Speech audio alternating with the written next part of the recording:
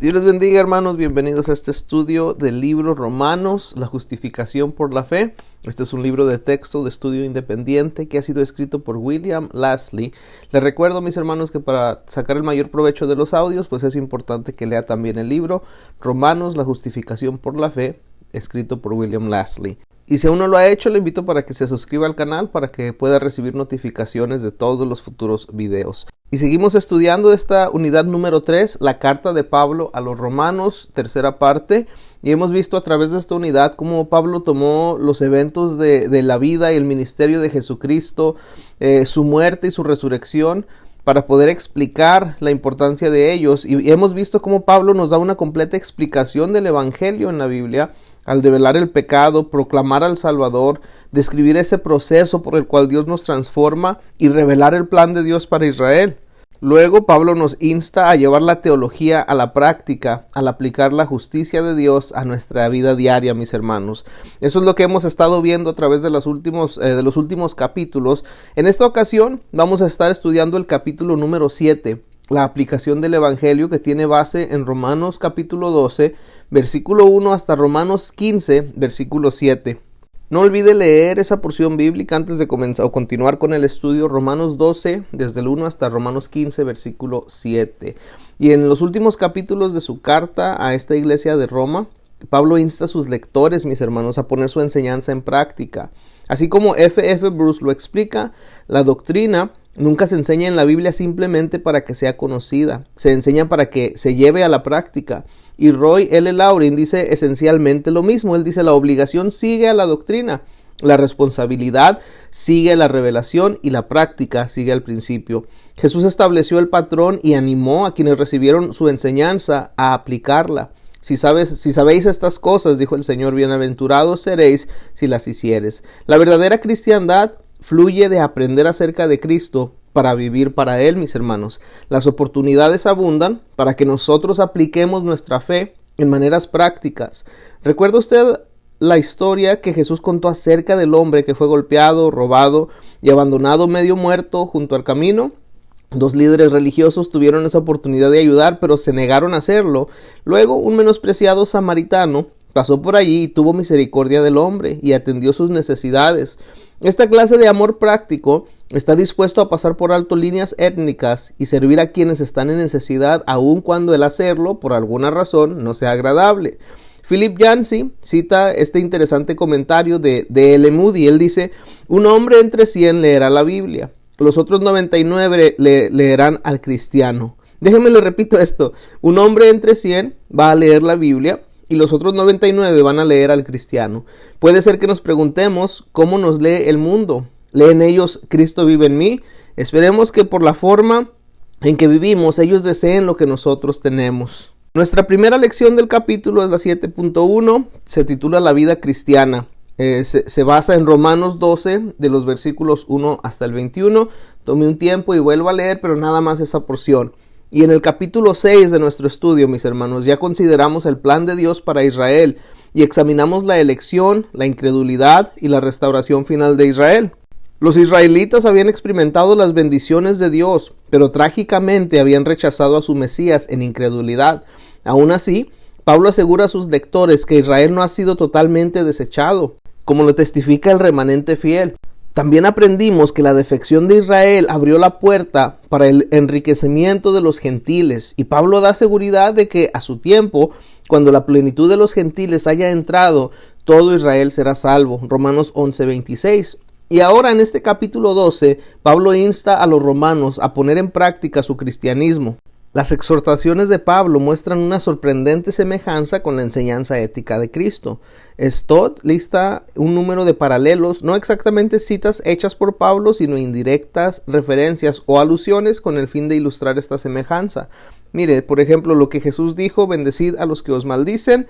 Luego él muestra lo que Pablo escribió en Romanos, donde dice: bendecid a los que os persiguen, bendecid y no maldigáis. También él compara lo que Jesús dijo: amad a vuestros enemigos, haced bien a los que os aborrecen, con lo que Pablo escribió: si tu enemigo tuviere hambre, dale de comer. Nuestra salvación puede ser descrita en términos de relaciones familiares. Mediante nuestra unión con Cristo, nos volvemos parte de la familia de Dios y somos llamados hijos de Abraham. hijos de Dios, hermanos. Pablo usa la palabra hermanos más de 100 veces en sus cartas. Aún Jesús, el primogénito entre muchos hermanos, dice Romanos 8:29, una fraseología familiar para retratar la relación del creyente con Dios. Todo aquel que hace la voluntad de mi Padre que está en los cielos, ese es mi hermano y hermana y madre. Leemos en Mateo 12:50. Y en esta lección consideraremos la vida cristiana en términos de relaciones. Cómo nos relacionamos con Dios, cómo nos relacionamos con otros creyentes y con aquellos fuera de nuestra hermandad. Esas relaciones a su vez tocan nuestro carácter, ministerio y nuestra responsabilidad para con las autoridades gobernantes. El primer tema clave de esta lección, mis hermanos, es en relación con Dios. Tómese un tiempo y lea Romanos 12, solamente versículo 1 y 2. Leemos ahí: así que, hermanos, os ruego por las misericordias de Dios que presentéis vuestros cuerpos en sacrificio vivo, santo, agradable a Dios, que es vuestro culto racional. No os conforméis a este siglo, sino transformaos por medio de la renovación de vuestro entendimiento, para que comprobéis cuál sea la buena voluntad de Dios, agradable y perfecta. El consejo de Pablo para con los creyentes es el siguiente: para poner nuestra fe en práctica, debemos rendir nuestro cuerpo, nuestra mente y voluntad a Dios. Ofrecer nuestro cuerpo a Dios, todo lo que somos, hace posible que seamos transformados a la imagen de su Hijo. Tenga en mente que este es un proceso que dura toda la vida. Veamos el desarrollo que Pablo hace de estas instrucciones prácticas. Él dice: por las misericordias de Dios, ahí en Romanos 12:1. Y aquí es donde comenzamos. Con las misericordias de Dios, nuestro entendimiento de Dios y nuestra relación con Él surge de su misericordia, sin importar quiénes somos nosotros. Medite por un momento en el comentario de Pablo cerca del fin de Romanos capítulo 11. Dijo: sujeto a todo en desobediencia, en Romanos 11:32. ¿Por qué?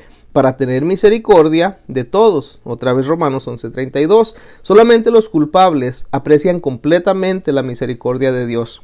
Nuestros pecados nos han aprisionado. El único medio de escape es por medio de la misericordia de Dios. Nuestra propia sabiduría, bondad y celo religioso son totalmente insuficientes. Solamente la misericordia de Dios nos puede liberar. No nos ha pagado conforme a nuestros pecados, dice el Salmo 103:10, porque Él es misericordioso. Además, mis hermanos, Él nos ha extendido su gracia mediante Jesucristo. Así pues, Pablo dice a los creyentes: os ruego que presentéis vuestros cuerpos en sacrificio vivo, santo y agradable a Dios, que es vuestro culto racional. Y esto sigue a la anterior exhortación de Pablo, donde él dijo: presentaos vosotros mismos a Dios como vivos de entre los muertos, y vuestros miembros a Dios como instrumentos de justicia. La palabra presentar también es traducida ceder, dar y ofrecer. Presentarnos como instrumentos de justicia para su servicio agrada a Dios y abre la puerta a la victoria sobre el pecado, mis hermanos. Hay una comparación en nuestro libro que se hace de los pasajes de Romanos 6 al 8, en los capítulos 6 al 8, con Romanos capítulo 12, versículo 1 y 2. Aquellos que tienen el libro lo podrán ver, pero Romanos capítulo 6, versículo 13 dice: presentaos vosotros mismos a Dios como vivos de entre los muertos, y vuestros miembros a Dios como instrumentos de justicia. Ya decíamos que se compara con este versículo: os ruego por las misericordias de Dios que presentéis vuestros cuerpos en sacrificio vivo, santo, agradable a Dios, que es vuestro culto racional. Está Romanos 6, 12 y 13, que dice: no reine pues el pecado en vuestro cuerpo mortal, de modo que lo obedezcáis en sus concupiscencias, ni tampoco presentéis vuestros miembros al pecado como instrumentos de iniquidad. Y Romanos 12:2 dice: no os conforméis a este siglo. Romanos 12:2 también dice: transformaos por medio de la renovación de vuestro entendimiento. Mientras que Romanos 8, 2 y 9 nos dice que por la ley del Espíritu de vida en Cristo Jesús me ha liberado de la ley del pecado y de la muerte.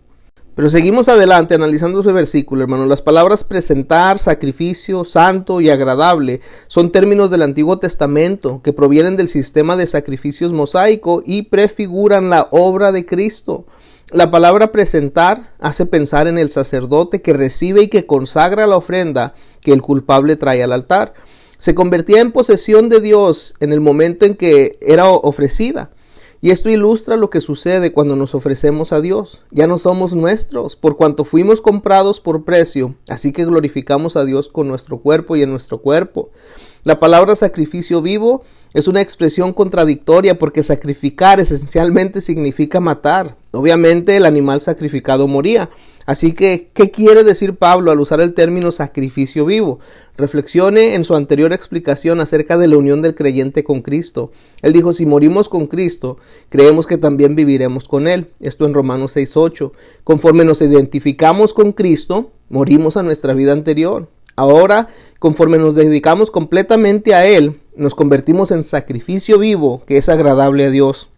¿Cómo pues podemos resumir el significado de sacrificio vivo? Lo hacemos en la misma manera que Pablo cuando escribió, con Cristo estoy juntamente crucificado y ya no vivo yo, mas vive Cristo en mí, y lo que ahora vivo en la carne, lo vivo en la fe del Hijo de Dios, el cual me amó y se entregó a sí mismo por mí, en Gálatas 2:20. También esta palabra santo en Romanos 12:1, eso nos describe la naturaleza justa de Dios y también representa a una persona u objeto que es santificado o apartado para el uso de Dios. En Cristo, mis hermanos, somos separados de nuestra anterior manera de vivir y entregados a Dios para su servicio. La palabra agradable se relaciona con una ofrenda del Antiguo Testamento. Así como Dios aceptaba una ofrenda encendida como un olor grato, y esto lo podemos ver a través de Levítico, así también Él acepta como fragancia agradable y culto racional cuando nos presentamos nosotros mismos como ofrenda. No os conforméis a este siglo, sino transformaos por medio de la renovación de vuestro entendimiento. Dice Romanos 12:2. Nuestra comunión con Dios cambia nuestra relación con el mundo. Algunos traductores traducen siglo como mundo. Pablo lo llama presente siglo malo en Gálatas 1:4. Y eso es en contraste con el eterno siglo venidero que él presenta en Efesios 1:21. Satanás, el Dios de este siglo, ciega las mentes de los incrédulos para que ellos no sean capaces de ver la luz del Evangelio. No obstante, para quienes oyen el Evangelio y lo creen, Dios disipa la oscuridad del pecado y hace que su luz alumbre sobre ellos, así como lo hizo en el principio, en el tiempo de la creación. Para aquellos que son una nueva creación en Cristo, Dios restaura lo que el pecado destruyó, pero Él nos pide que participemos en nuestra restauración. Otras dos traducciones de Romanos 12:2 arrojan más claridad acerca de este versículo. No copiéis la conducta y costumbres de este mundo, sino dejad que Dios os transforme en una nueva persona, cambiando la manera en que pensáis. Esta viene de la Nueva Traducción Viviente. O como J.B. Phillips parafrasea este versículo, dije, no dejéis que el mundo alrededor os exprima para caber en su molde, sino dejad que Dios vuelva a moldear vuestras mentes desde el interior. Así que nosotros resistimos las maneras del mundo y nos rendimos a Dios. No debemos copiar al mundo ni someternos a sus maneras. Y esto sigue la exhortación anterior de Pablo, ni tampoco presentéis vuestros miembros al pecado como instrumento de iniquidad, de Romanos 6:13. Por cuanto nuestra meta es la madurez en Cristo, debemos alinearnos con Dios y con su voluntad. Pregúntese, ¿hay conflicto entre mi conducta y la palabra de Dios? ¿O se conforma mi conducta a ella? Pablo nos exhorta a resistir los criterios de este mundo y a someternos a Dios. Él no dice transformaos vosotros mismos. Más bien lo que él dice, mis hermanos, es sed transformados, y es decir, es la obra del Espíritu Santo. Somos transformados de gloria en gloria en la misma imagen como por el Espíritu del Señor, dice 2 de Corintios. ¿Cómo somos nosotros transformados? Es por medio de la renovación de vuestro entendimiento.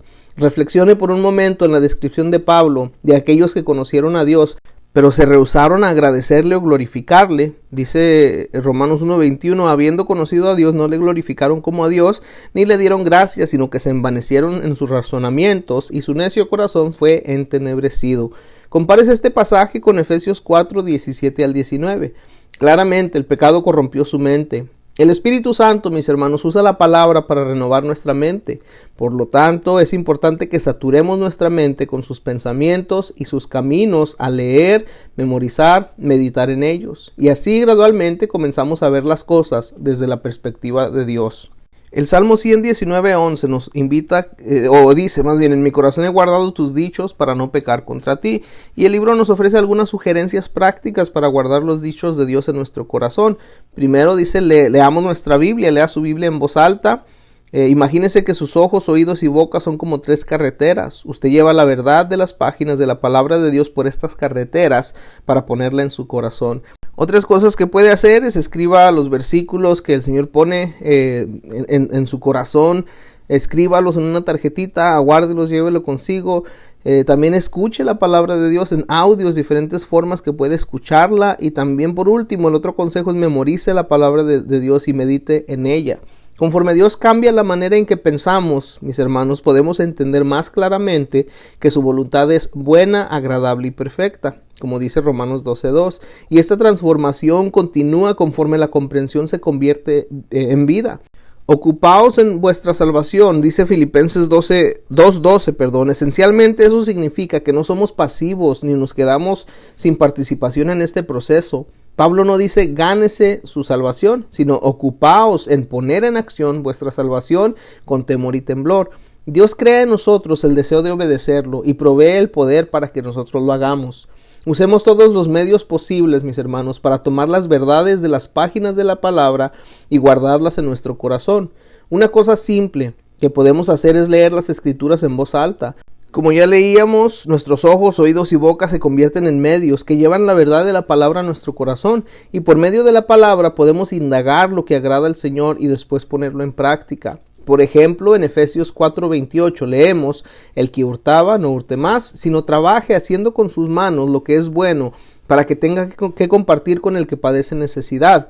El ladrón que lee estas palabras y las toma seriamente cambia su estilo de vida. Deja de robar y comienza a hacer bien para obtener un trabajo honrado y ganar lo suficiente para ayudar a los que están en necesidad. Pablo también habla de la renovación del entendimiento, ahí en Romanos 12:2, y esto implica una serie de decisiones, mis hermanos. Su vida cristiana comenzó con la decisión de recibir a Cristo en su vida. La redención está al alcance de todos, pero solo los que responden a Cristo en fe son redimidos, y así también el poder del Espíritu Santo está disponible para capacitar a cada creyente para que viva piadosamente. Pero cada uno debe buscar lo que complace a Dios, rechazando nuestro propio camino y escogiendo su camino. Paso a paso, entonces, conforme andamos con el Señor, tenemos oportunidad de renovar nuestra mente y de crecer en gracia. Vivir en el Espíritu trae victoria. Seamos sensibles ante Él y permitamos que transforme nuestro pensamiento y forma de vivir. El intento de primero dominar la carne con la esperanza de que nos conducirá a andar victoriosos en el Espíritu solamente es causa de frustración. Pablo presenta el orden correcto. En Gálatas 5:16, él dice: andad en el Espíritu y no satisfagáis los deseos de la carne. Encienda la luz y la oscuridad va a huir. En nuestro libro de estudio encontramos una imagen de la oruga convirtiéndose en mariposa. A esto se le conoce como metamorfosis. Describe ese cambio que sufre una oruga al convertirse en una mariposa. A través de ese proceso de transformación se convierte en una hermosa criatura. Su naturaleza es cambiada tan drásticamente que ya no se arrastra, sino que se remonta en el aire. La transformación describe el cambio que Pablo exhorta a los creyentes a realizar en su vida. No os conforméis a este mundo, sino transformaos por medio de la renovación de vuestro entendimiento. Transformarse y metamorfosis provienen del mismo verbo griego, que se refiere a un cambio radical de carácter y de naturaleza. El propósito de Dios es hacernos como su Hijo. Somos transformados de gloria en gloria en la misma imagen como por el Espíritu del Señor. El cambio que tiene lugar cuando una larva u oruga se convierten en mariposa es relativamente corto, pero la obra de transformación del Espíritu en un cristiano dura toda la vida. Sin duda somos nacidos de nuevo en el momento en que recibimos a Cristo como nuestro Salvador y tenemos vida eterna. Pero Dios quiere hacer más todavía. Él quiere transformarnos a la imagen de su Hijo. A esto Pablo en muchas otras cartas lo llama o lo menciona como la santificación o el proceso de santificación. Cuando en Romanos 12:2 acabamos de leer: no os conforméis a este siglo, sino transformaos por medio de la renovación de vuestro entendimiento. Es un proceso que Pablo muestra desde Colosenses, Corintios y en Efesios. Muestra el comienzo del proceso, el proceso continuo y la meta final, que en ocasiones le llaman el nuevo hombre, en otras le dice la misma imagen del Señor. Es este proceso de transformación, de cambio, este proceso de renovación, mis hermanos. El siguiente punto clave de esta lección es en relación con otros creyentes y tiene base bíblica en Romanos 12, del 3 al 16. Tómese un tiempo y lea eso antes de continuar con el audio.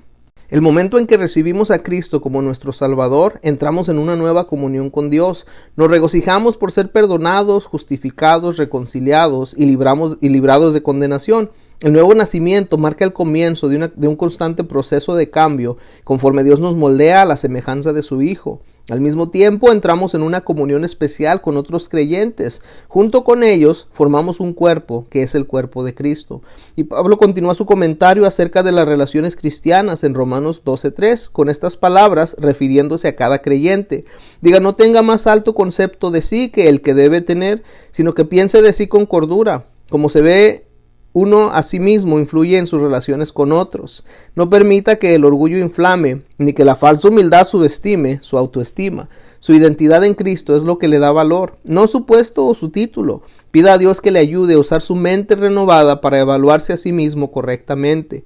Consecuentemente, mis hermanos, nos evaluamos a nosotros mismos con honradez, conforme a la medida de fe que Dios repartió a cada uno. Dice Romanos 12:3. Fe, como se usa aquí, tiene un sentido diferente del que tuvo en la primera parte de la epístola. Dice Bruce, aquí denota el poder espiritual dado a cada creyente para el cumplimiento de su especial responsabilidad. Y Comfort da una explicación similar. La medida de fe, dice, se refiere a la capacidad espiritual o al poder dado a cada persona para realizar su función en la iglesia. Consideremos nuestro ministerio, entonces, a la luz de la capacidad espiritual que Dios nos da, por cuanto Él es la fuente de nuestra habilidad, nuestra capacidad o poder espiritual que Dios repartió. No tenemos razón de exagerar nuestro valor, de jactarnos o de compararnos con otros. Romanos 12:5 dice, nosotros, siendo muchos, somos un cuerpo en Cristo y todos miembros los unos de los otros. Pablo es el único escritor del Nuevo Testamento que usa el cuerpo humano para ilustrar la relación del creyente con Cristo y con los demás creyentes. Es un cuerpo con muchos miembros. Como con el cuerpo humano, cada miembro tiene una tarea única que realizar. Es decir, no todos los miembros tienen la misma función. La diversidad promueve la unidad en vez de la división, porque cada parte contribuye al funcionamiento sano y armonioso del todo. Celos y jactancias son innecesarios porque cada miembro hace su contribución particular. Cristo, como la cabeza, dirige las funciones de cada miembro de su cuerpo. Como miembros del cuerpo de Cristo, funcionamos y nos desarrollamos mejor al relacionarnos con otros, no en aislamiento. Pero, ¿qué hay de Juan? Es posible que usted se pregunte, él vivió solo en la isla de Patmos. No obstante, Juan no escogió la vida de ermitaño.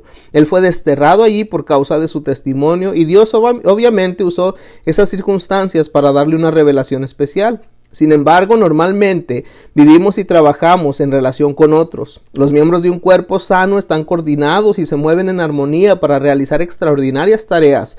Y lo mismo sucede en el cuerpo de Cristo, mis hermanos. Nosotros, el cuerpo, dependemos de Cristo para funcionar eficazmente, como ilustra la viña y los pámpanos.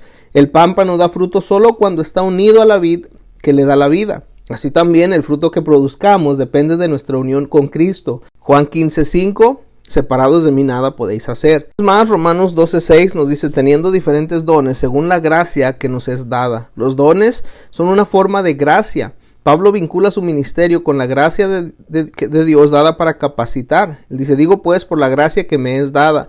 En Romanos 12 del 6 al 8 menciona 7 dones. La profecía, el servicio, la enseñanza, exhortación, repartir, presidir y hacer misericordia. Dios da a cada creyente habilidades para hacer bien ciertas cosas. Conforme cada miembro habla y sirve, él o ella contribuye a la edificación del cuerpo de Cristo. Esta lista no presenta los dones que encontraremos en 1 Corintios 12 y en Efesios 4, porque el énfasis en cada pasaje es diferente. La lista de dones espirituales que presenta Pablo no es exhaustiva, simplemente ilustra la diversidad de la que él habla. Los dones nunca tuvieron como propósito establecer la importancia de la persona dentro del cuerpo de Cristo, ni tampoco ser una posesión que se debe atesorar, algo para guardar. Más bien debemos entender que Dios libremente los da para edificar a su iglesia y para extender su reino. ¿Alguna vez ha usted comprado o recibido un regalo o un artefacto nuevo? Sin importar cuán valioso sea, usted tuvo que familiarizarse con su funcionamiento, ¿verdad? De otra manera, usted no habría podido operarlo con efectividad. Los dones que distribuye el Espíritu no eliminan la necesidad de leer el manual de instrucción para operarlos en la palabra de Dios, ni niegan la necesidad que tiene el creyente de orar, de ayunar y de ser fiel. El siguiente tema clave es en relación con nuestro carácter. Este tiene base en Romanos 12 del 9 al 16. Ya sabe, tómese un tiempo y léalo antes de continuar con el audio. En estos versículos, Pablo introduce el carácter cristiano junto con los dones en Romanos 12, tal como lo hace en 1 Corintios del 12 al 14. La eficacia de nuestro ministerio, lo que hacemos, es realzada o invalidada por nuestro carácter, lo que nosotros somos. Pablo no pone el carácter cristiano y los dones espirituales uno al lado del otro para compararlos y sugerir que escojamos y elijamos. Debatir la superioridad de uno sobre el otro es perder de vista el punto de Pablo. Su propósito es mostrar su interrelación. Ambos son aspectos esenciales de la vida cristiana, mis hermanos. La primera característica que Pablo menciona es el amor. El amor sea sin fingimiento, Romanos 12:9. El amor es un aspecto distintivo del carácter de Dios. Por cuanto somos hijos e hijas de Dios, nuestras vidas deben reflejar este rasgo de Dios. En esto conoceráis todos que sois mis discípulos, si tuvierais amor los unos por los otros.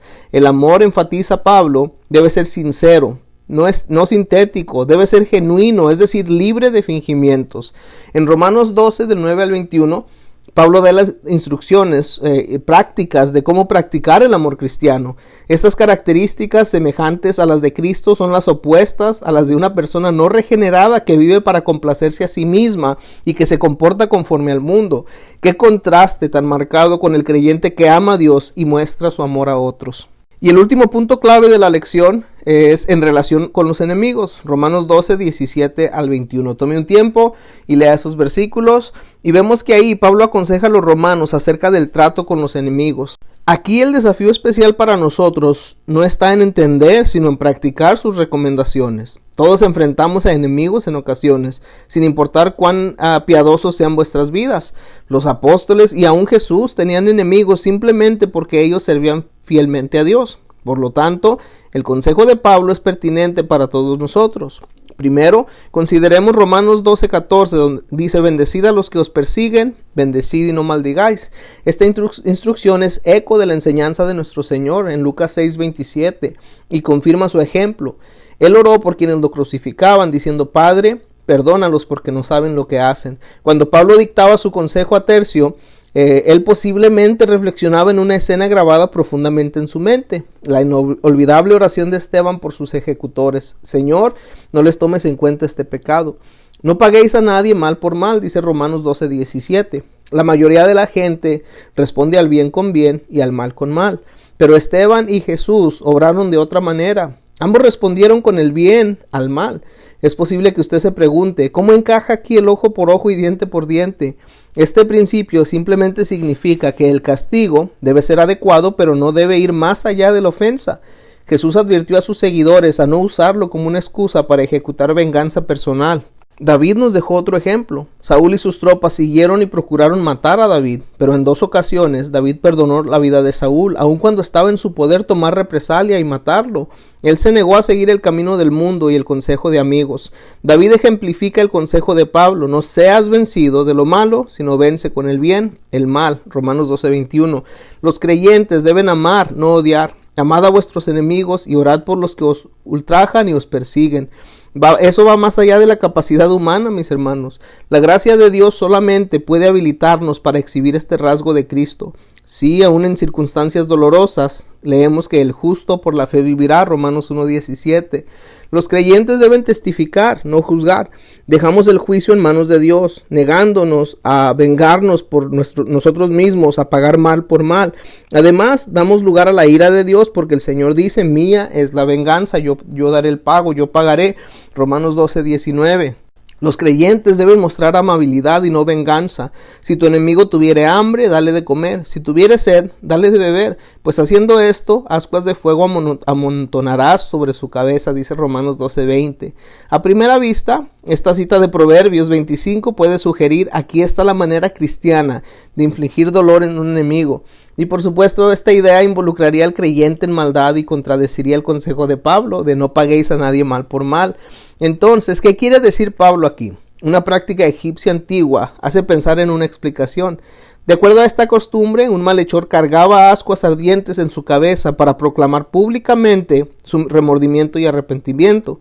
De modo que las ascuas de fuego en Romanos 12:20 simbolizarían la vergüenza que el malhechor siente como resultado de la inesperada bondad del creyente. La esperanza es que las buenas obras moverán al malhechor a arrepentirse. Sin embargo, no debemos especular acerca de su respuesta. Nosotros mostramos bondad porque es nuestro deber hacerlo, no importa cómo nos respondan.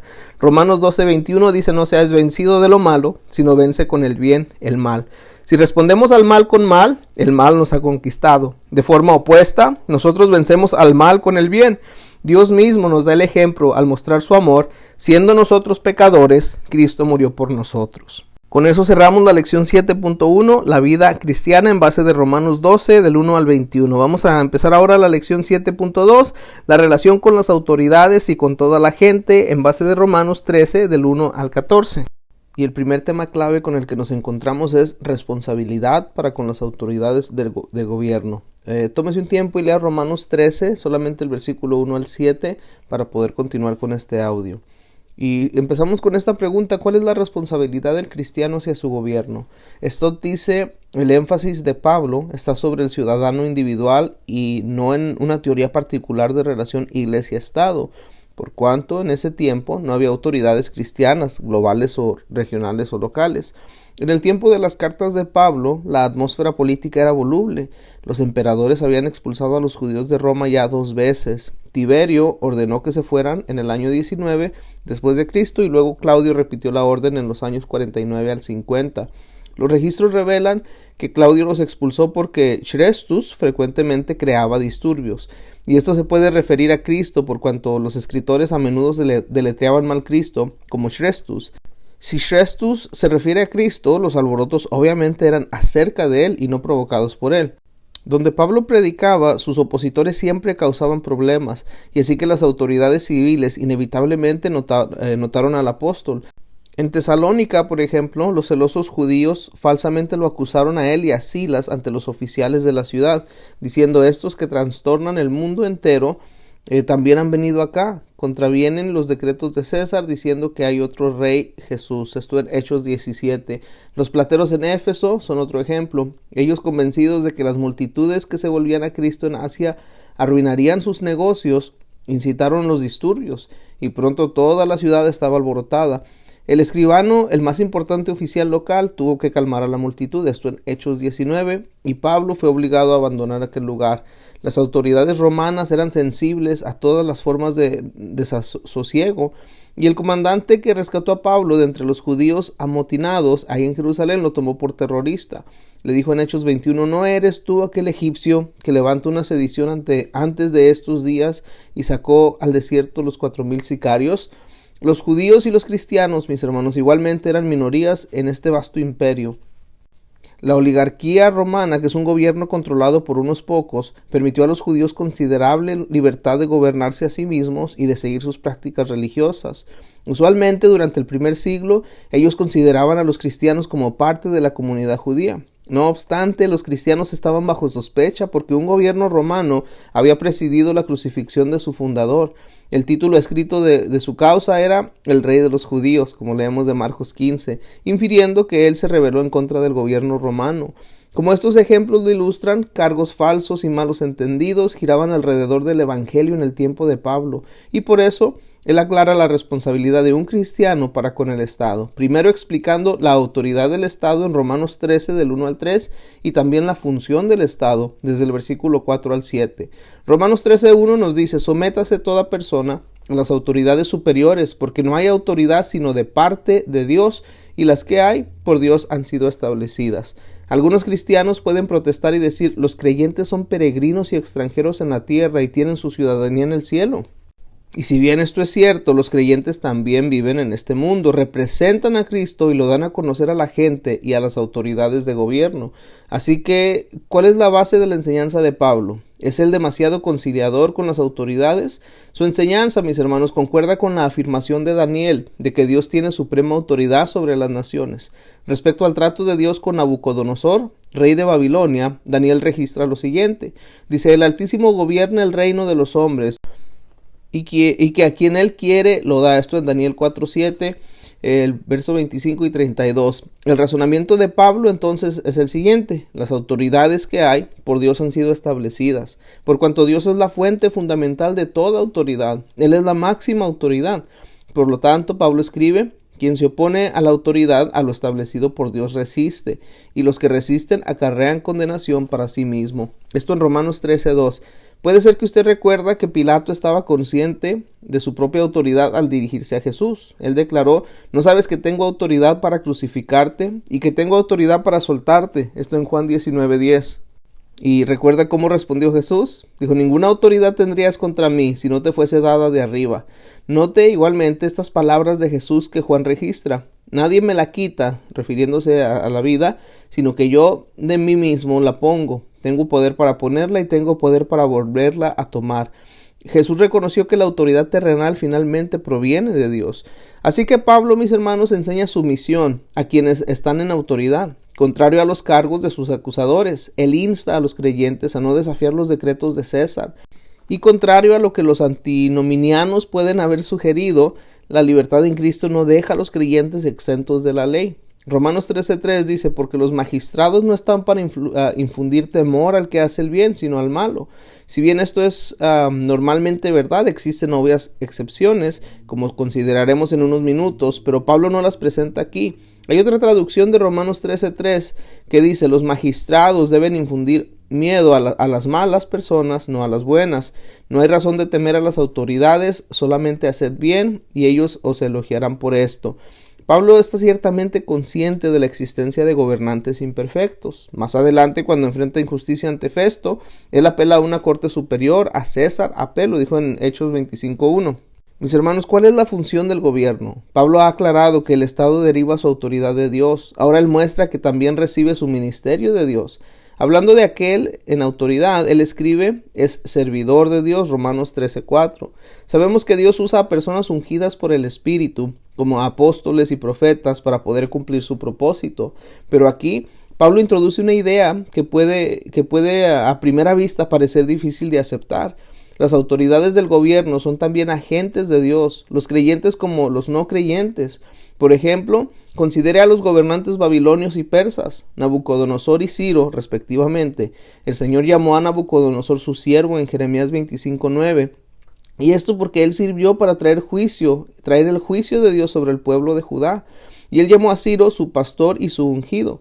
Dios despertó el espíritu de Ciro, rey de los persas, el cual hizo pregonar de palabra y permitió que los judíos regresaran a su tierra después de 70 años de cautividad. Como instrumento de Dios, Ciro decretó la reconstrucción de Jerusalén y del templo. El Señor dijo: te llamaré por tu nombre, te puse sobrenombre, aunque no me conociste.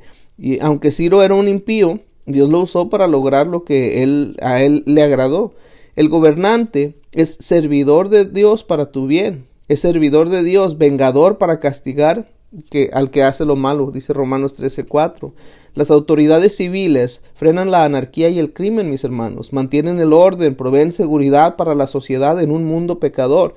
Lamentablemente, ellos son a menudo rápidos para juzgar y lentos para elogiar a quienes hacen bien.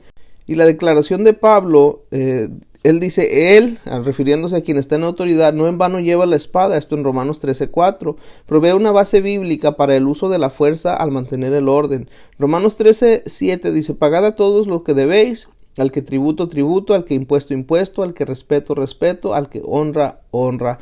Y este aspecto de la vida cristiana es muy a menudo ignorado, pero Pablo instruye a los creyentes a pagar los impuestos requeridos por el gobierno. Adicionalmente, debemos honrar y respetar a las autoridades de gobierno, ya sea que estemos de acuerdo o no con sus políticas.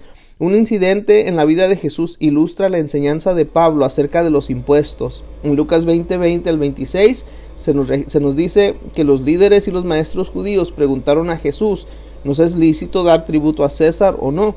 Obviamente ellos no estaban buscando información, sino que procuraban atrapar a Jesús. Y Lucas usa términos tales como espías, como pretender y echarle mano para describir sus intenciones. Si Jesús hubiera respondido con un no, sus interrogadores hubieran usado la oportunidad para acusarlo de traición. Al responder sí, les habría dado ocasión de denunciarlo como desleal al pueblo judío. Jesús confundió a sus críticos cuando mostró una moneda con la imagen y la inscripción del César y dijo: dad al César lo que es de César y a Dios lo que es de Dios. Pablo también exhorta a los cristianos a orar por los gobernantes, sean piadosos o impíos, justos o injustos, morales o inmorales. Exhorto ante todo a que se hagan rogativas, oraciones, peticiones y acciones de gracia por todos los hombres, por los reyes y por todos los que están en eminencia, para que vivamos quieta y reposadamente en toda piedad y honestidad, escribió Pablo en 1 de Timoteo 2, 1 al 2. ¿Hay alguna excepción a la enseñanza de Pablo, mis hermanos? ¿Tienen obligación los cristianos de someterse a las autoridades sin importar las circunstancias? Considere los siguientes ejemplos. El rey de Egipto ordenó a las parteras de las hebreas que mataran a todos los bebés varones de los hebreos al nacer, esto en Éxodo 1:15. Pero las parteras temieron a Dios y no hicieron como les mandó el rey de Egipto, sino que preservaron la vida a los niños. Esto lo vemos en el 1:17. También el ejemplo de Sadrach, Mesach y Abed-Negó, se negaron a inclinarse ellos ante la imagen de Nabucodonosor y a adorarla, como él había ordenado en Daniel 3. Los astrólogos babilonios los acusaron ante el rey, no adoraron tus dioses, ni adoraron la estatua de oro que has levantado. También vemos que el Sanedrín, el Concilio Supremo Judío, dio la orden a Pedro y a Juan que dejaran de hablar y enseñar en el nombre de Jesús. Cuando los apóstoles fueron traídos otra vez ante el concilio, el sumo sacerdote les dijo: no os mandamos estrictamente que no enseñases en ese nombre, y ahora habéis llenado a Jerusalén de vuestra doctrina. Observe que en cada uno de esos casos las autoridades gobernantes demandaron que sus súbditos violaran mandamientos que fueron dados por Dios. Así que hay excepciones a la enseñanza de Pablo. Sin embargo, los creyentes no deben desobedecer las leyes de la tierra con el pretexto de que son libres en Cristo para hacer lo que deseen. Esta no es una correcta interpretación de la enseñanza bíblica, mis hermanos. El consejo de Pablo a este respecto está contrario a la conducta de los judíos, quienes se impacientaban bajo el gobierno romano. Ellos consideraban el gobierno gentil como una violación de su posición como pueblo escogido de Dios y defendían su posición citando Deuteronomio 17:15, en donde dice: no podrás poner sobre ti a hombre extranjero que no sea tu hermano. Un rey de Siria profundamente impresionó la actitud judía hacia gobernantes extranjeros. Antíoco Epífanes afrentó a los judíos en el año 168 a.C., cuando sacrificó un cerdo en el altar del templo en Jerusalén. Su insulto provocó una revuelta dirigida por los macabeos. El éxito los animó a realizar otros actos rebeldes en años subsecuentes. En tiempos del Nuevo Testamento, los judíos tenían diversas posturas políticas. Los herodianos eran de gran influencia, pero odiados. Ellos apoyaban el gobierno romano y la dinastía de Herodes. Estaban también los fariseos, que se oponían al dominio extranjero, pero lo consideraban un castigo divino por el pecado y un llamado al arrepentimiento. Estaba también el punto de vista de los celotes. Combinaban la teología ortodoxa de los fariseos con el nacionalismo militante de los macabeos. Ellos rechazaban todo gobierno excepto el de Jehová. Protestaban, desafiaban al gobierno romano y se negaban a pagar impuestos. Los fariseos, por otra parte, ejercían más dominio propio porque ellos estaban convencidos de que el Señor intervendría y liberaría a la nación cuando el pueblo se volviera a Dios. Sin embargo, la repetida provocación por extremistas invitó a los romanos a tomar represalias. En el año 70 después de Cristo, el general Tito destruyó totalmente Jerusalén y masacró a más de 1 millón de personas. Edwards pone en perspectiva las relaciones de Estado e Iglesia con esta explicación. Pablo así abordó la relación de la Iglesia con el Estado, no como un saduceo que vivía a expensas del Estado, ni como un celote que vivía para derrocar al Estado, ni como un fariseo que divorciaba la religión del Estado, ni como un ciudadano romano para quien el Estado era un fin en sí mismo. Pablo escribió como un hombre libre en Cristo, y él apeló a la Iglesia para que fuera igualmente libre en obediencia al Estado, pero no conformada a él. El siguiente tema clave es responsabilidad para con todas las personas. Tómese un tiempo y lea Romanos 13, solamente los versículos 8 al 14. Pablo ahora se desplaza de una discusión acerca de la responsabilidad del creyente para con sus autoridades hacia la de la responsabilidad para con todas las personas. Él comienza diciendo: no debáis a nadie nada, sino el amaros unos a otros, porque el que ama al prójimo ha cumplido la ley. Romanos 13:8. Aquí él recalca el amor otra vez. Compárese con el capítulo 12, verso 9. Amor por los otros creyentes. Es por eso que dice unos a otros. Y amor por todas las personas. Por eso dice prójimo. Nunca podemos pagar por completo esta continua deuda, en contraste a los impuestos que se deben pagar por completo en cierta fecha. Nuestra personalidad y práctica, mis hermanos, deberían reflejar el amor de Cristo. El que ama al prójimo ha cumplido la ley, dice Romanos 13:8. El amor alcanza más allá de la conformidad externa a la ley para cumplir su propósito. Como Pablo preguntó anteriormente, ¿luego por la fe invalidamos la ley? En ninguna manera, sino que confirmamos la ley. Edwards comenta, guardar la ley no es un requisito para la fe salvadora, pero la fe salvadora es un requisito para guardar la ley. El amor es el lado visible de la fe en relación y responsabilidad para con otros. Amarás a tu prójimo como a ti mismo, leemos en Romanos 13:9. Algunos judíos erróneamente concluyeron que esta declaración implicaba amarás a tu prójimo y aborrecerás a tu enemigo. La referencia a prójimo no se limita a alguien que vive cerca, sino que incluía a cualquier persona con quien el creyente tuviera contacto. En la parábola del buen samaritano, Jesús describió al prójimo como alguien que mostró misericordia y ministró a una persona que era un extranjero en necesidad. De esa manera, mis hermanos, llegamos al final de esta lección 7.2, la relación con las autoridades y con toda la gente, en base de Romanos 13, del 1 al 14. Vamos a comenzar ahora la lección 7.3.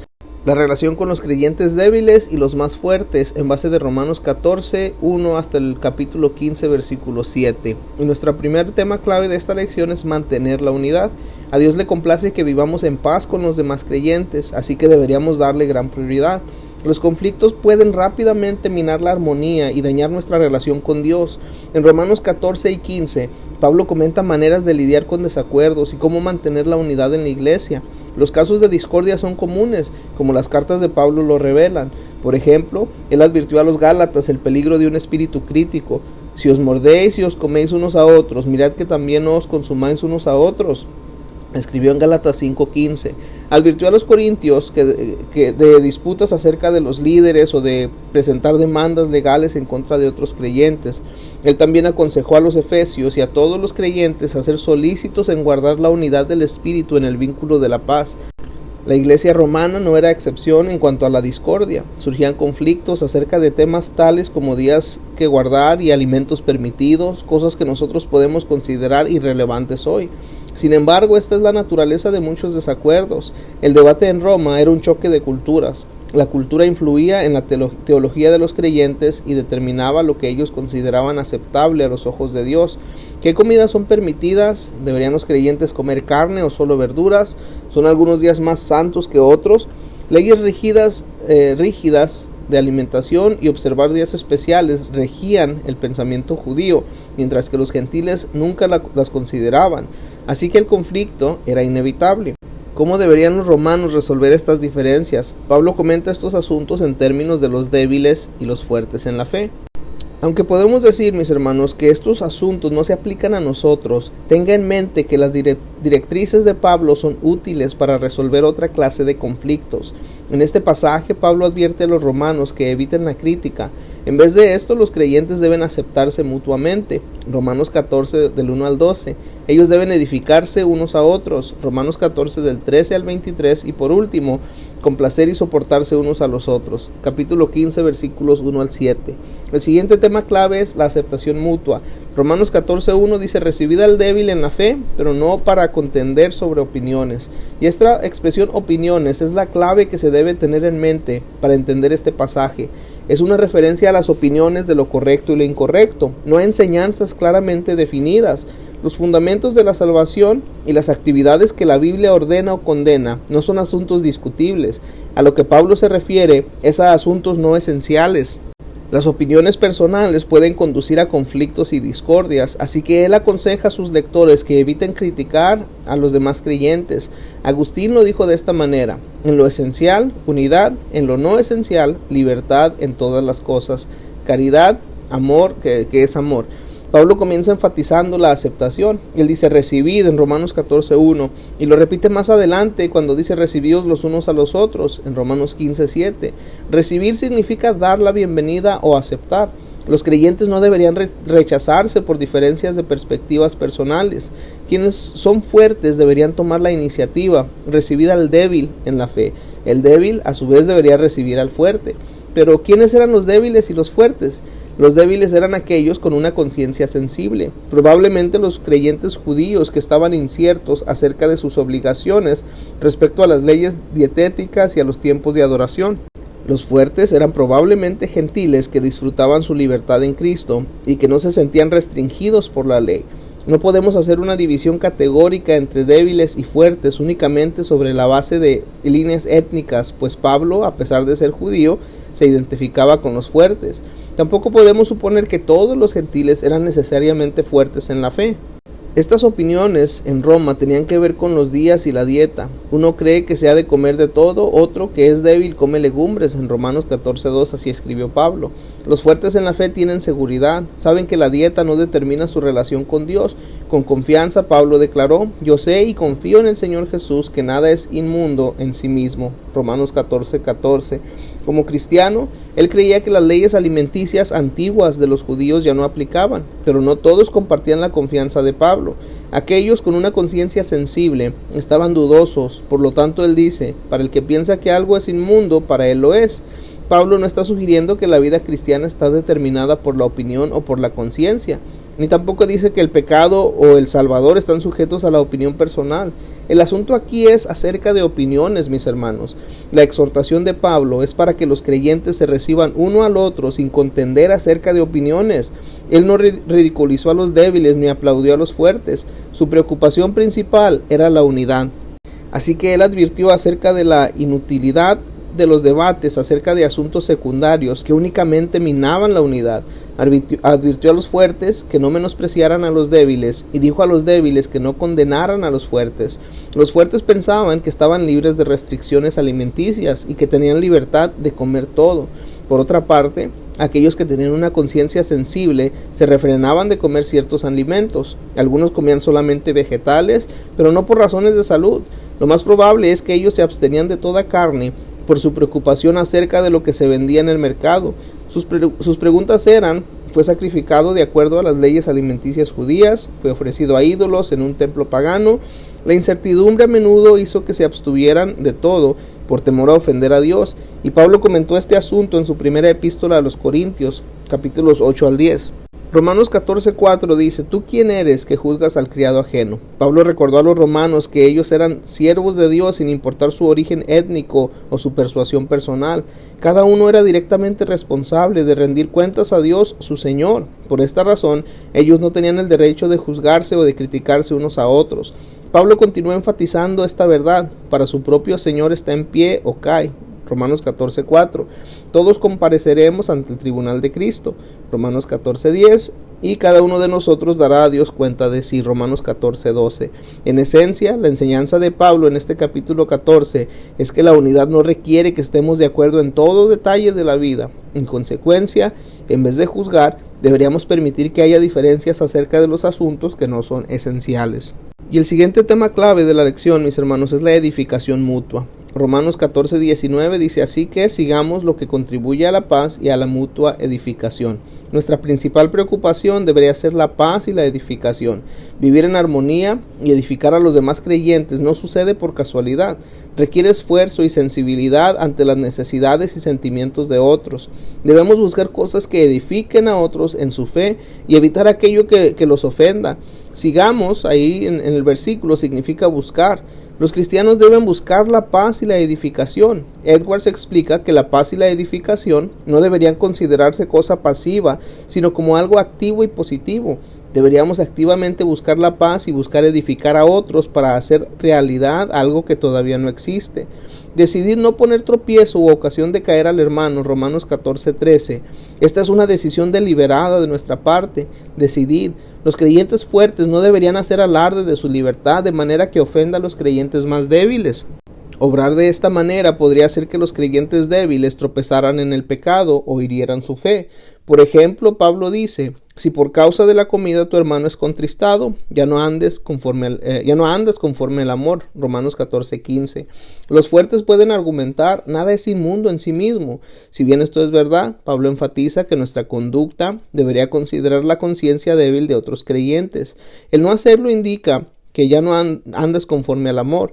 Los cristianos débiles también tienen una responsabilidad. Ellos no deben importunar a los fuertes por asuntos triviales, ni deben usar su condición de el hermano más débil para controlar o limitar las actividades de los fuertes. Comfort hace un válido comentario al respecto. Dice, si bien Pablo nos insta a ser sensibles ante aquellos cuya fe puede ser perjudicada por nuestras acciones, no debemos sacrificar nuestra libertad en Cristo solo para satisfacer los motivos egoístas de quienes procuran forzar sus opiniones en nosotros. Los creyentes fuertes no necesitan juzgar su propia libertad por las conciencias atribuladas de los débiles. Cada creyente debe seguir a Cristo. Anteriormente, Pablo exhortó a los romanos a que no nos juzguemos más los unos a los otros, Romanos 14:13, especialmente en asuntos de opinión acerca de cosas que no son esenciales.